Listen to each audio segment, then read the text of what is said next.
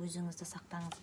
Үйде оқшауландық, масканы кидік, енді қалай күтінеміз? Ең бұл жерде маңызды нәрсе сіздегі ағзаға түсетін судың көлемін қалыптастыру. Ересек адам 2 литр су ішу керек. Шама келгенше 2 литр су ішіңіз.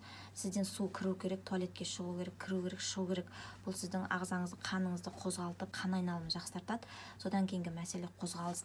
Пультті құшақтап, қалаулының алдында, сериалдың алдында жамбастап жатпаңыздар. Отырып тұрыңыз. Лучше қалаулым қосқанша музыка қосыңыз, ютубтан билеңіз, терлеңіз. Мына лимфа бездерін, қолтықтағы, шаптағы лимфа бездеріңіз терлеп бойдағы уды шығару керек. Сол кезде ғана сіз қан айналымыңызды реттеп тазартып отырасыз. Жамбастап жатпаңыздар, приседание жасаңыз.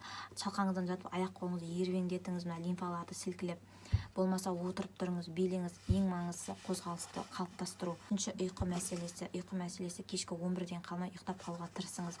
Кешкі 9-да сотканы айырыңыз, 11-де телевизорды айырыңыз, төсекті салыңыз да ұйықтай қалыңыз. Бұл сіздің бойыңыздағы гормон росты дейді. Сосын екінші гормон мелатонин гормондарының бөлінуіне жақсы әсер етеді. Дұрыс ұйқы. Сол ұйқы арқылы да сіз иммунитетіңізді нығайта аласыз.